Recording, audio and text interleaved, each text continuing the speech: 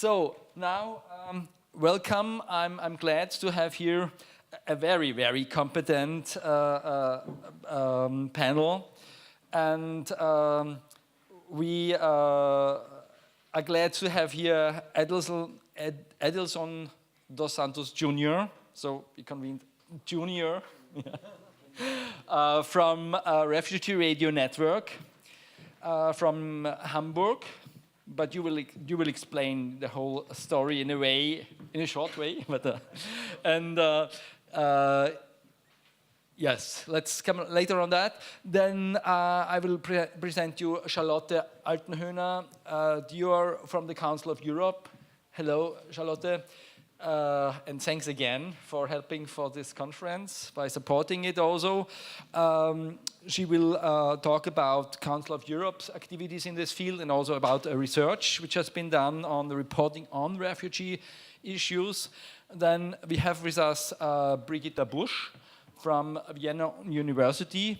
Many of you, I think, know her because she has also done a lot of research in the field of multilingual media production, in the field of community media, in different regions of the world. So hello. We have with us Sobi Aksch, if I'm right, from Join Media, initiative in Austria to bring together refugees with media production background, with media production here. Colleagues from you will also have a short introduction first to tell about the history of Join Media. And we have Tamim Nashet. Hello, Tamim. Now I can say from ECRI, which is a European European Council for Refugees and Exiles, you will talk about later, but you have also a history mainly as a refugee in Austria, and also being involved in working with the Caritas, but you have also had a first experience with community radio in Linz, so we are really I'm interested to hear also how you reflected this meeting there. Okay, so I would like to ask Junior to start about Refugee Radio Network, because I think that's quite a unique project in Europe. So, and we will share the microphone, so during the discussion, just to try to hand it over. First of all, very good day. Good day, mate. That's a very Australian way. My name is AD Junior. I was born in Brazil, but I live in Hamburg right now, and I've been partnered with Larry on a Radio Refugee Network project since 2014. I interviewed him for a project at the University SIA Institute, and later on we became partners, and I'm an advisor on the board as a PR and marketing for his project in Germany. Hamburg is where we are based, and I will explain a little bit about our project. Radio Refugee Network has one motto, and our motto is empower through alternative media. I will explain a little bit more about it, like our point is act, engage, and empower. That's exactly what we want to reach through. First of all, we started with radio, and now we can consider it more like multi-platform. We are using other ways, and I'm going to explain you guys how we're doing that. Do you guys hear me well, or yeah, it's okay? Yeah, good. So, radio refugee empowerment and diversity. We put like radio means radio empowers migrants and vulnerable people, self-organized structure, and brings freedom and gives freedom. People can use the radios as a form of freedom of expression, and also has a social impact and provides access to information. With these 3 points, actually, Larry, who is our leader, and he's not here unfortunately because of some personal problems and issues, but I'm here just trying to do the best work for him anyway. So that's how Larry started to think about how we're going to create Radio Refugee Network. And then, first of all, Larry, who's a very smart guy, he went to the law, the Grundgesetz in Germany, this very complicated word, Grundgesetz, the law of Germany, and he saw that we have fundamental rights that are specifically in the Article 5. I'm not going to read all this, but he found it out, and also the European Convention of Human Rights Acts, Article 10. And in pursuit of these 2 points that actually tell us that we have the freedom to express by radio, by newspapers, and we have the rights to express ourselves and to share information. And based on it, Larry said, yeah, let's use the radio to do this. And here it is. In October 2014, a group of political refugees in Hamburg, Germany, decided to organize themselves in a forum to promote human rights and human development by means of freedom of expression. And the Refugee Radio Awareness Network was launched, and the heart of the project is Refugee Radio Network, which produces radio programs that help strengthen the voice of asylum seekers and refugees. And that's how it started in 2014. And we became then, in 2014, the first radio that was broadcasted and created and produced by refugees there then. And then this is our logo. And then the founding members here, there's Larry, the guy in the middle. It's Larry. All the other members, they are no longer with us because it's just the beginning. And then today, this is a funny picture because Larry, we call him a CEO and founder. We call him a CEO, and like, it's a pompous name, right? A pompous name.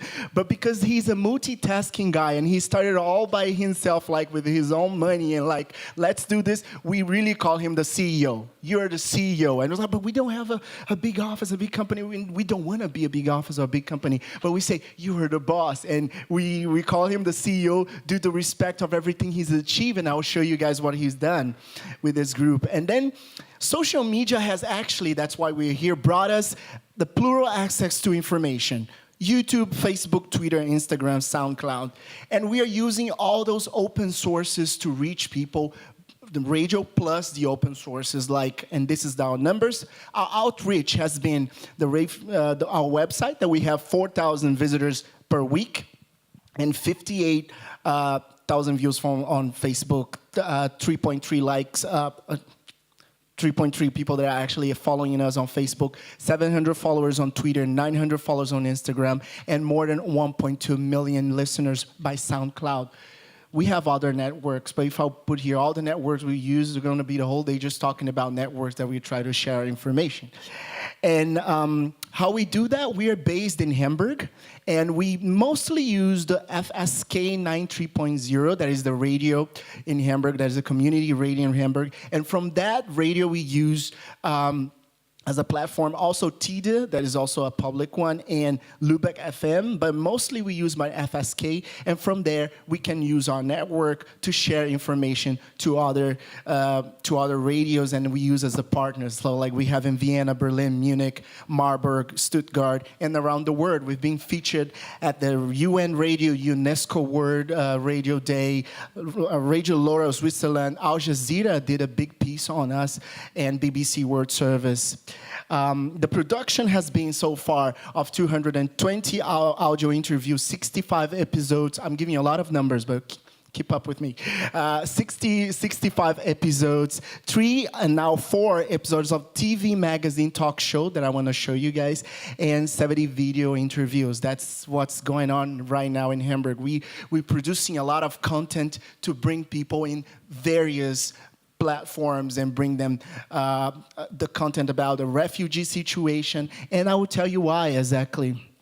This is the corporation, Kampnagel. We are members with the CMFE and so many other groups. And I just want to make it quick because he said only 10 minutes, so I'm trying to run as fast as I can, but I hope you understand what I'm trying to say anyway. So, and then the engagement, that's what he says. Mainstream media has often been silenced and mostly blind about the real facts that are behind the scenes in the recent wave of immigration in Europe. Right? And our goal is to inform without misconceptions and, above all, to give voice to those whom they won't listen. And it's a biblical battle, like David and Goliath. But we can win. That's what Larry says. It's like bringing more the idea of how we see the whole situation, and not seeing the mainstream media as something that they are not partners with us. But sometimes people need to listen, and that's why we are here. Listen to how we see the situation, how we want to be portrayed in the whole point. So, fighting disinformation, we've done more than 180 articles, reports, video, and audio text.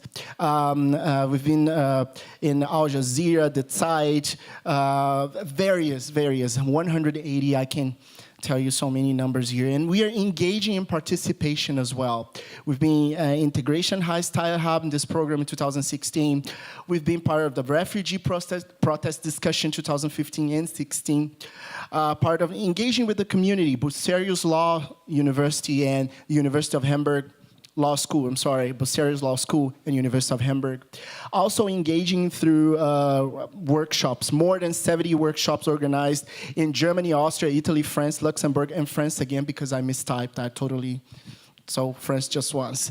So also engaging with the community. Last year, Larry was invited by the president of Germany to be in Bellevue, the chic palace of the president, to be a guest there of honor, and the Senate of Hamburg as well, recognizing his work, which is, I mean, the guy started in 2014 with no money, zero money, and today the thing is just, okay, could be better, but we are just trying to make this work out in a way. And also engaging in humanitarian missions. Larry came in a boat here. Larry, our CEO, I say, he came in a boat. And now, last year was the first time that, from the series of times that he's coming back in these boats by a rescue missions, helping people that are actually really the first ones they're arriving, and giving them information about how to behave once you land. Those rescue missions, picking up people in the boat, Larry is also doing this. And we've been trying to contact for more times that we're going to use this possibility to do this. But Larry, I think, is amazing because he came in a boat and now he's going back. And like to help people to get the first information, the first contact. Here is empowerment creation, diversity, self-organized. We are partnering with other groups as well, like the Hamburg African Voices program, Somali Voices, with the Oriental Karaoke Show, I'm sorry. We are having messages for refugees. This is a very important program, like refugees who actually wanted to contact people that they are in other countries, and they actually use this program to contact somebody. It's like, do you know somebody? I'm here in Hamburg. Tell my mom I'm fine. And this has been working, and it's very important and very interesting that people are able to communicate via radio to somebody, and people know you're fine. And in 2016, Larry got an award for the Nuremberg Media Alternative Academy. Media Academy, 2016 and 2015, he actually got nominated and he didn't win. But the production we use, and you would think, you guys, Junior, you guys have money. No, we don't. And you have resources. No, as I said, we use FSK, and we are always in need of help for new projects. We use open sources, which is very important to tell everybody, because if we come here and give you guys, oh, the Radio Refugee is doing this and this, we're using open sources. So we are not using everything that is available we use. So it's very important for us to tell this. And we are doing now the Refugee Voices TV show in Kampnagel. It's the fourth time that we are doing this. I'll show you guys just a little bit of how I will finish. I know how many minutes I have. You are finished. Am I finished? Oh, I'm so sorry. Just hold on. It's just 1 second. This is a little bit of the TV show that we are doing now by Kampnagel. No voice. And this is the TV show that we are doing right now there in Hamburg. So like we do have this in Kampnagel, which is a big center of culture in Hamburg, and we are being able to actually broadcast this. This is Larry, the boss. This is me, beside my boss. And this is the way we're doing this. The last one we did was last Friday. We were talking about slavery in the bottom of a ship. You know, most slaves were brought in the bottom of ships. So it was amazing that we had the opportunity to do a TV show from the bottom of a ship, telling people about how slavery started, how it ended, and how it still works today. So it's pretty much the project Radio Refugee Network, which is now a TV and multi-platform, multitasking platform. And to finish, because I will finish, we try on these TV shows. We also try to bring music, literature, culture, clothes, everything. We try to cover all aspects of the refugee life, and I like to use this word, the refugee life, like. They were talking before about Luxembourgish. I come from Brazil, and in the country I come, so many refugees came to Brazil. German refugees came to Brazil, and even today they still have that culture, that traditions, and we are not doing anything new. Okay, we are not inventing this thing of moving across. Moving across has happened in our world since the beginning of the era. Right? So what we are doing is trying to simplify this way and make people understand that the situation that has actually happened can happen again and can happen with you too. If we don't, isn't it? Isn't it? How many Americans are moving to Canada? Anyway, I'll talk about that. Anyway, so just trying to break the ice. Anyway, so this is what I want to tell you guys. We try crowdfunding as well. And sometimes when we have a project, but we really need the support. So I really need you guys to always tell people about what you're doing and ask for support, because we really need support when we want to do like an event like this one I'm going to present to you guys now, which is the CMMA 2017. You can go to this website, or you can come to me later on. I can give you this website. There is the Conference of Migration and Media that's going to happen, in media awareness, that's going to happen in Hamburg from the 23rd to the 25th of November. Join us. I hope to see you there. And to finish, I would like to thank you. Radio Refugee Network is based in Hamburg. This is our website, and I'm very glad to have the opportunity to talk to you guys. I'm sorry if I talk too much. Thank you.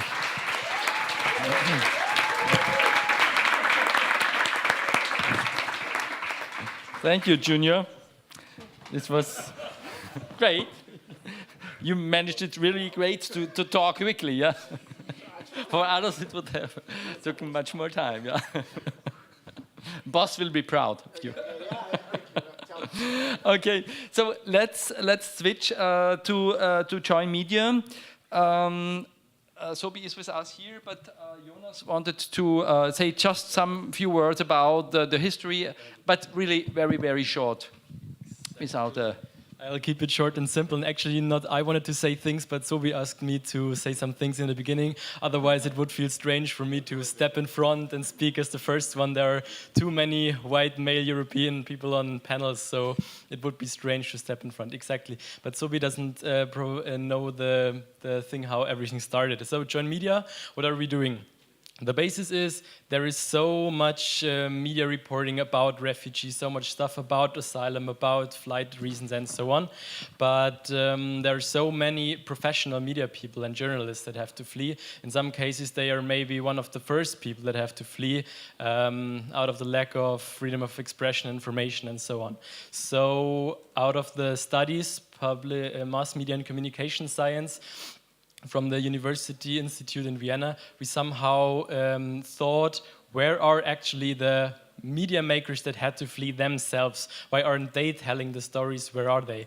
And we tried to meet some people and invited a small group of 15 refugee media makers and 15 Austrian media makers in the beginning of 2016. And the impressive thing was nearly everyone came. No one knew us, we weren't already initiated, but everyone came. And therefore we saw that there is it was a very important thing to connect people. media makers from all around the world and media makers in Austria. So that's what we're doing, making networking meetings, starting projects with Austrian media outlets. In May 2016, we had a big conference on the topic on the Mass Media and Communication Science Institute in Vienna, and we tried to network with everyone who's around the topic, try to organize cooperation, and try to bring journalists together, whether they are refugees or not. That's actually the thing with how everything started, and the word is up to Sophie again. Thanks.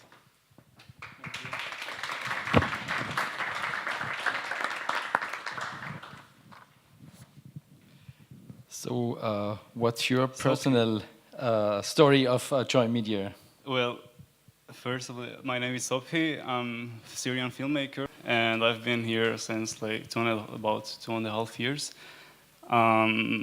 Since more than 1.5 years, I've met Jonas, and I met the Joy Media groups.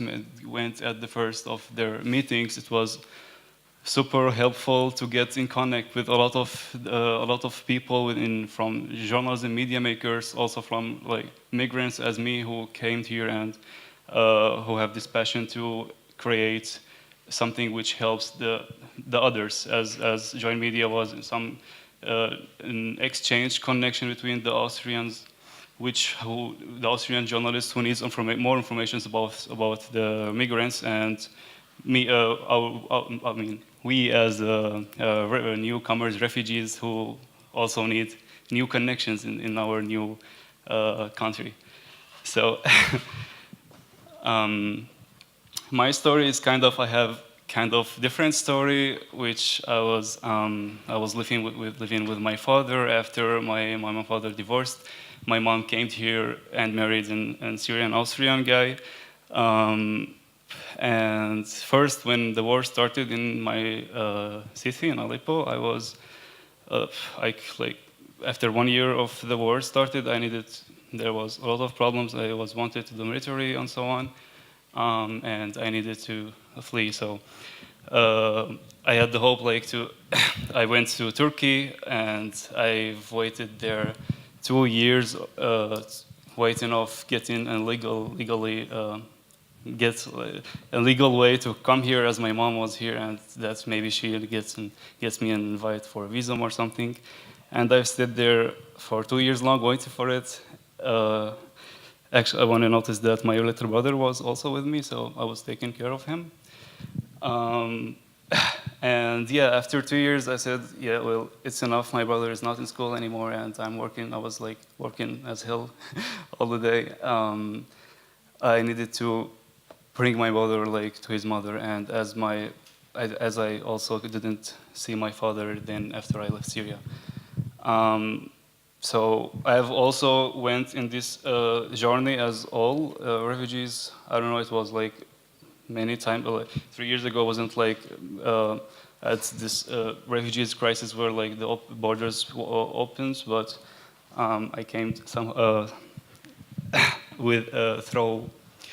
walking, so it took about 2 months walking till I've reached Ungarn, and I've surrounded myself there after the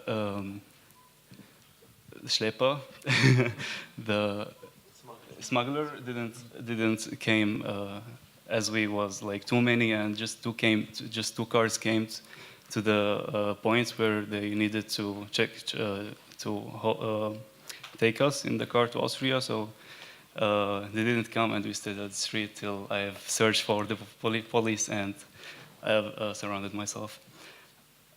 Yeah, that's actually the shortcut of the story how I came here.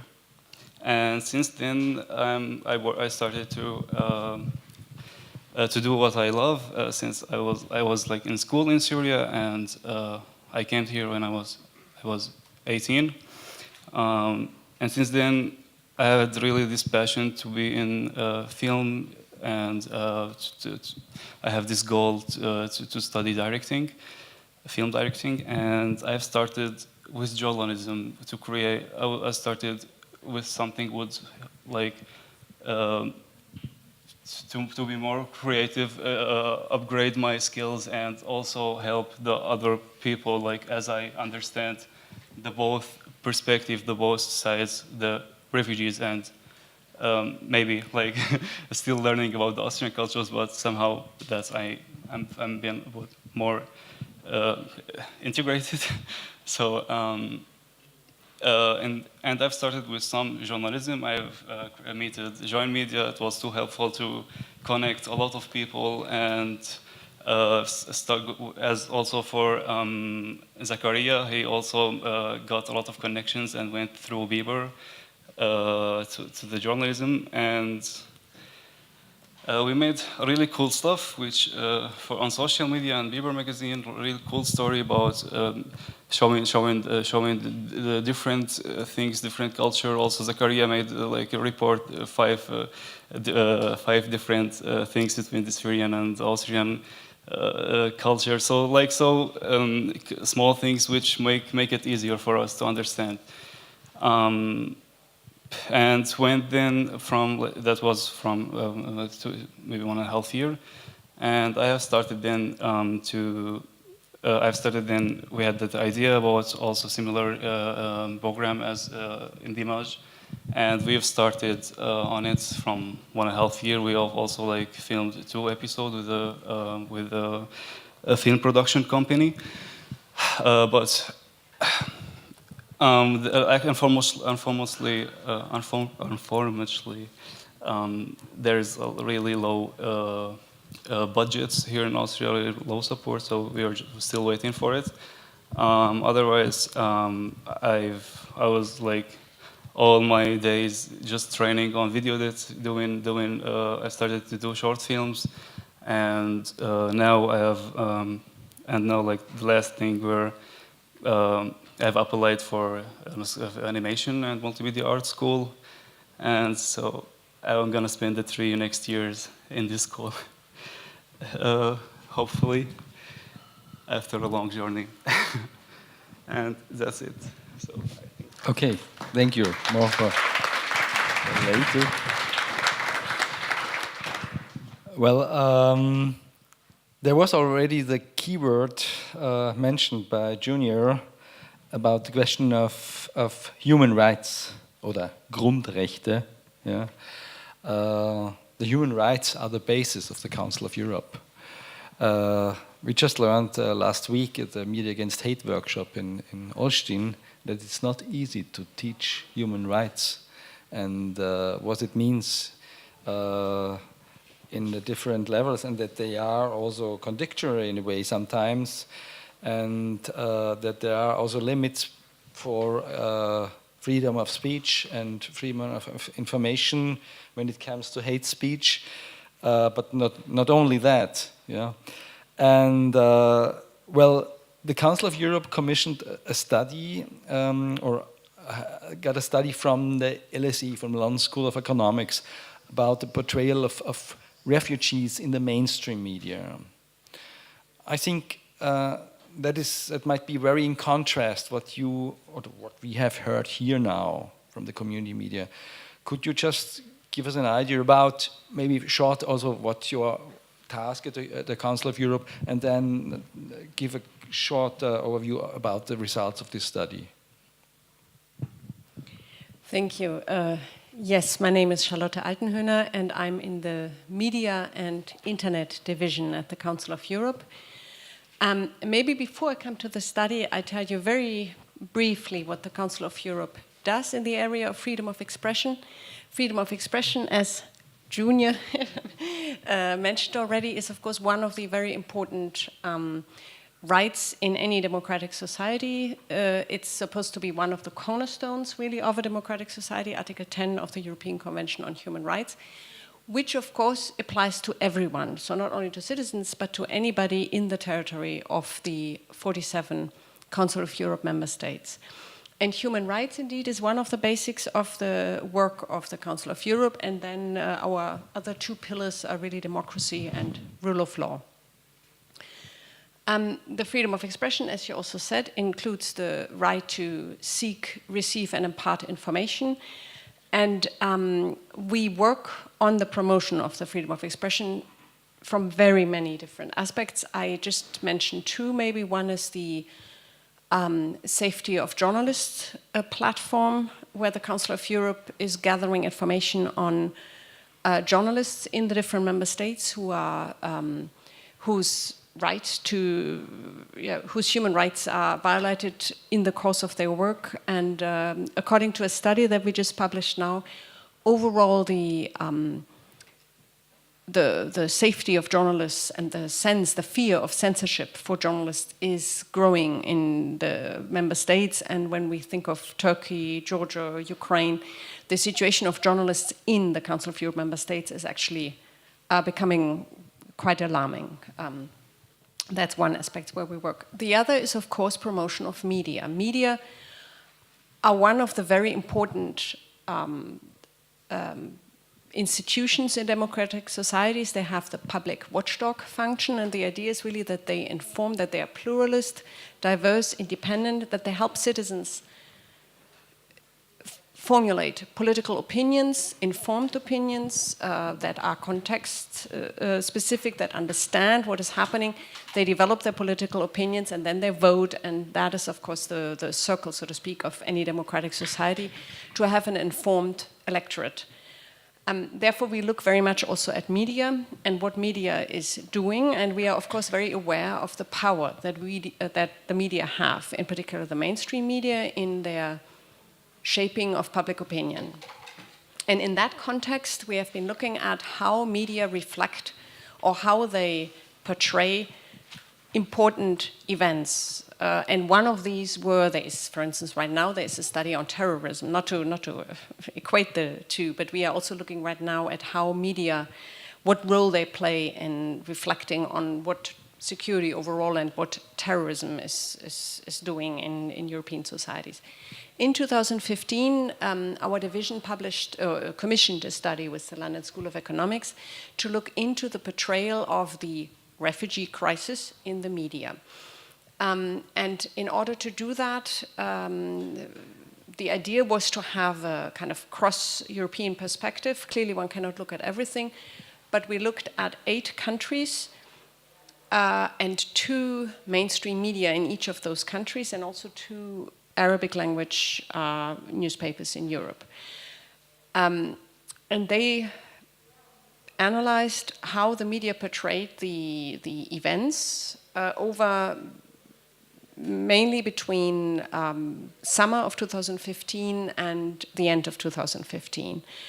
And the study had several main findings. None of that will be of surprise to you. Clearly, the media played a very important role in shaping the understanding of the public of what was happening, because we already said clearly media are always playing a very important role, but when events evolve very fast and when the context is very unclear to most citizens, then the role that media play in forming the opinion that people will have is multiplied. So we had this, the 2 researchers from the London School of Economics looked at 3 main peak situations. One was summer, mainly, summer of 2015, careful tolerance, they called it. All of a sudden we had information about refugees being stopped in Hungary at the border. It was a very bad humanitarian situation. We looked from afar, I'm not saying the public, looked from afar, poor children, awful, but it was still relatively far away. Then, very important, in September, of course, the photo that circulated across the world of the young Syrian boy who died off the shores of Turkey. And that just exploded humanitarianism in September. And then that was, of course, very much also transported by the media. Lots of photos of people clapping and welcoming refugees at the train stations, which opened borders, etc. People came, and then it all ended kind of in November 2015 with the attacks in Paris at Bataclan. All of a sudden, the context very much was security related. All of a sudden, people started to ask questions. Well, what will they all do? And are there not many people that are actually going to be having an impact on our security, etc. And this just shows how important the media is in shaping people's opinions. And I will finish.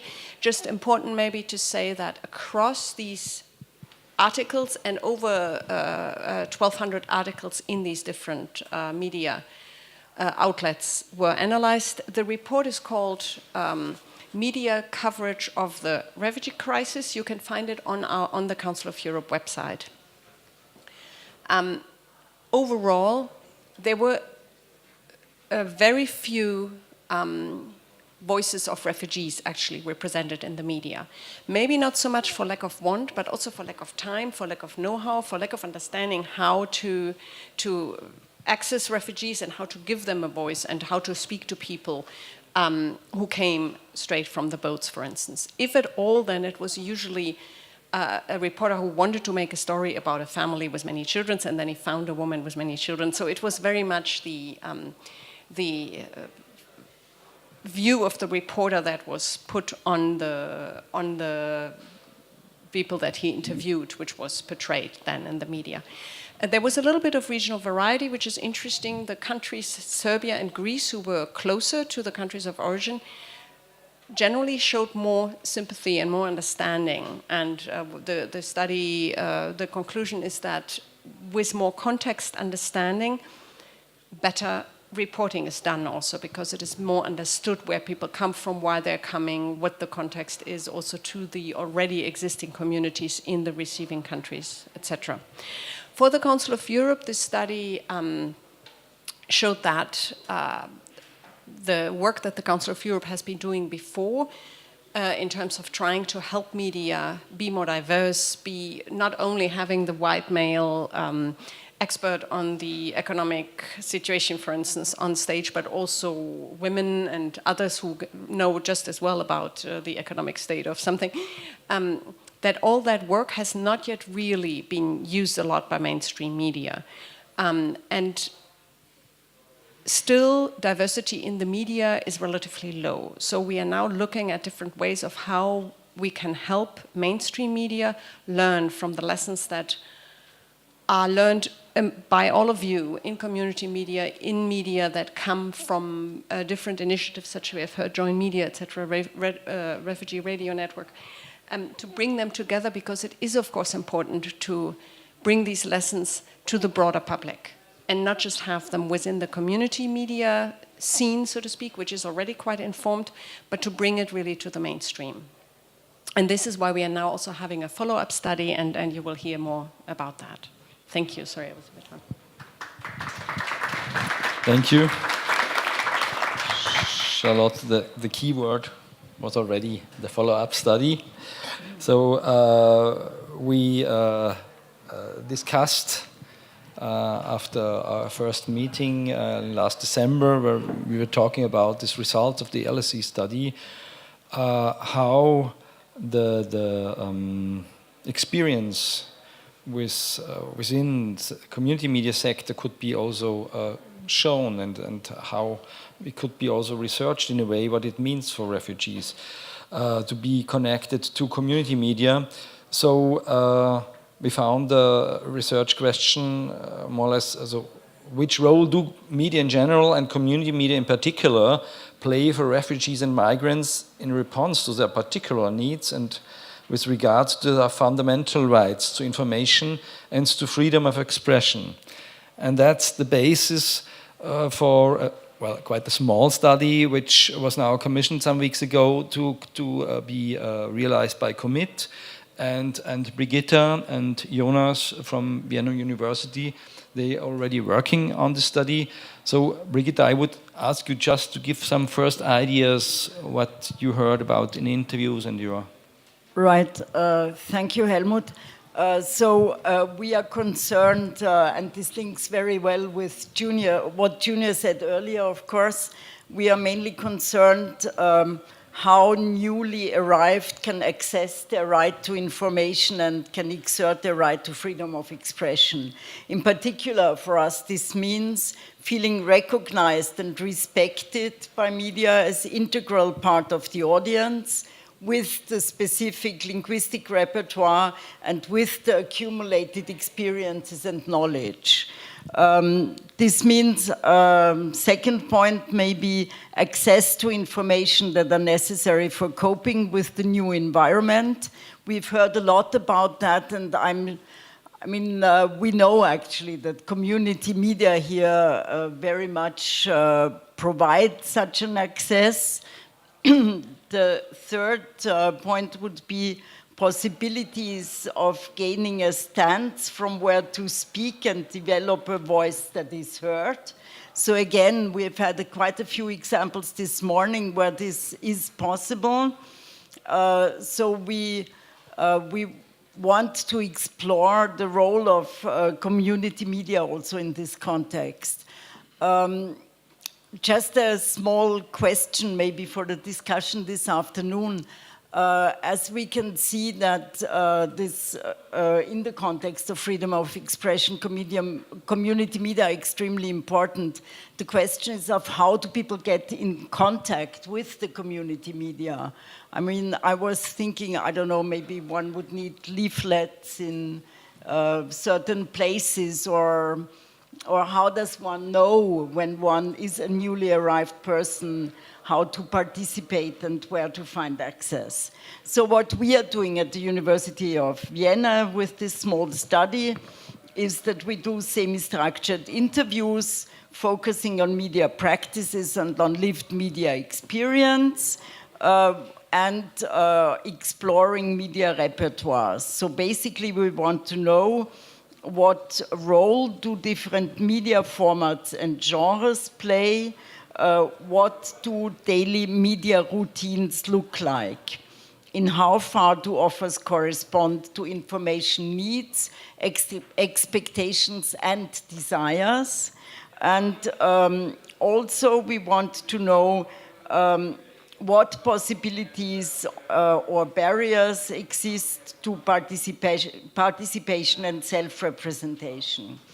So we've carried out a few interviews so far, and reoccurring topics are, on the one hand, that of course displacement means a change in the media repertoire and in media routines, and one must get accustomed and one must know the media landscape or the possibilities of access in the new situation. Second point that was reoccurring was the question of trust. Which medias can one trust in, and how does one know that one can trust? Third topic that came, the importance of media for diversion, entertainment, and enjoyment. We've had that already also. Fourth point was the new life, how to cope with the new life, how to gather informations. I mean, there are obviously big role play different kinds of networks. Also in this fourth point, there are different kinds of networks on Facebook, obviously, within the peer group, but also with NGOs and people active in this field. A fifth point that came up was taking a critical stance towards media and uttering also critiques on how refugees are portrayed and how they find themselves represented or misrepresented very often, or even faded out of the public sphere. Next point, very important, as we were doing the interviews mainly in Austria, the role of media when learning German. So very often people say that this is extremely important in addition to the courses where one learns formal language, but here one is in contact with the real. And yeah, so, and it's on the one hand, Also learning how discourses function here. Very often also this terrible discourse of German as a necessary point for integration, but also media, learning German as a means of empowerment. And finally, the last point that came up so far and turned out to be important was that language can act as a barrier, as a problem in accessing media, and the quest for multilingual formats that respond to this wish of learning German on the one hand, but on the other hand, this necessity to communicate in several languages. And obviously, as we have heard this morning, community media can offer quite a lot on that. So these are really very first preliminary results, and more about that in the conference that you announced in Hamburg. Okay, thank you. That sounds, after quite a very short period of work on the study already, quite a lot of arguments and ideas about the situation. It's true, we started 3 weeks ago, or not, so. Yeah, no, it was really, we struggled some time to find the final formulations and all.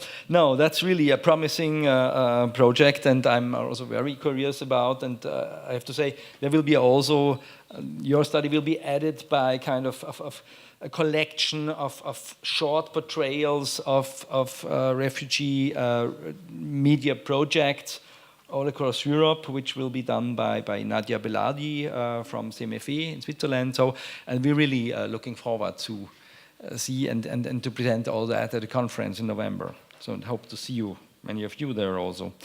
Well, Tamim, now we're coming to you from a, I think you might have a completely other perspective on the whole issue.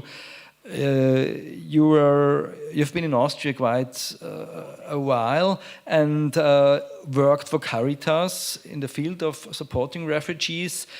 And now you are at the European level working at this ECRE platform. How do you reflect the role of media from your professional and your personal point of view? Hello. I think many of you are already tired. I hope I will not be.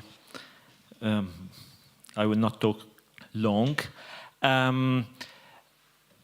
Actually, I always find it difficult to mix these two perspectives, like from being a refugee myself and speaking as a professional or someone who is working in the field of integration and asylum.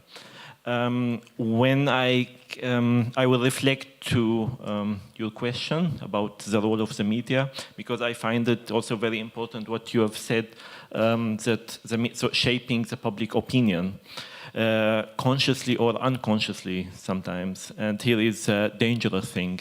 When I came to Austria, like 4 years or 4 years a half, I wanted to start a new life like any normal person, let's say, who would like to find a job without having behind me this stamp to be a refugee. And this, I never thought, I mean, this refugee, we have always different opinions about the world, like what you've said, guys, like it's a fact. I mean, there are refugees. It's about our attitude towards this world, how to receive it. Like, do we? I mean, now, don't get me wrong. I mean, I'm not happy that I left Syria, but being a refugee has given me new chances in life. So it's something. It's a process, and then so.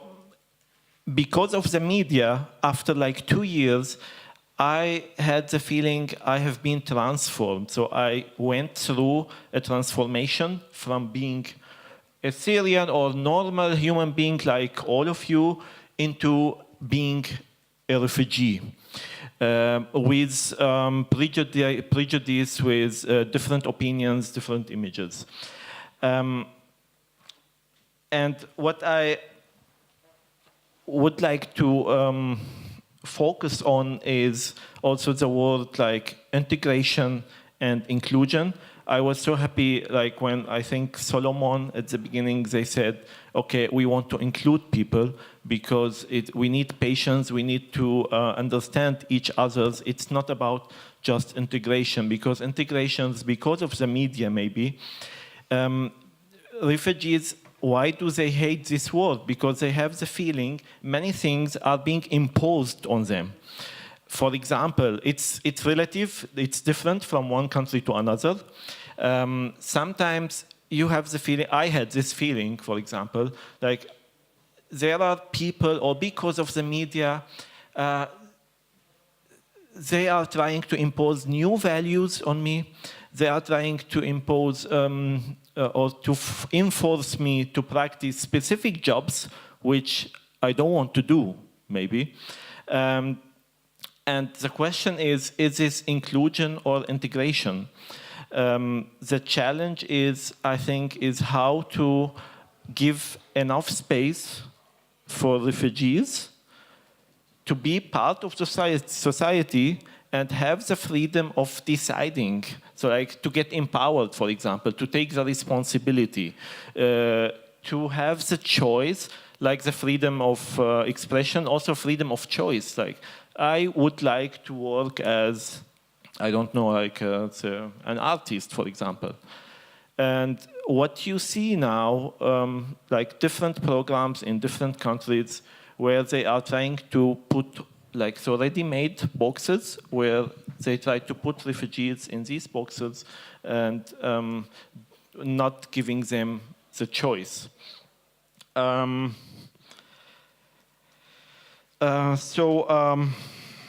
Just one thing also about ECRE, maybe because we're not, so ECRE, it's the European Council on Refugees and Exiles. It's the main goal of ECRE, they do advocacy, so they work closely with European institutions to make sure that there are no violations of the human rights, like they prepare recommendations based on proposals from the European Commission or different institutions. And now we're working on inclusion, and we have also decided to put the word inclusion instead of integration, because we would like to avoid any kind of assimilation. So sometimes like, we want to include everyone. So this is a key point. I hope I will not be misunderstood. It doesn't mean that we should not work in integration. I mean, so inclusion is like a bit maybe bigger. It includes everyone apart or regardless of your background. And one thing is also is to focus on the strengths and not the weaknesses. So to adopt strengths-based approach.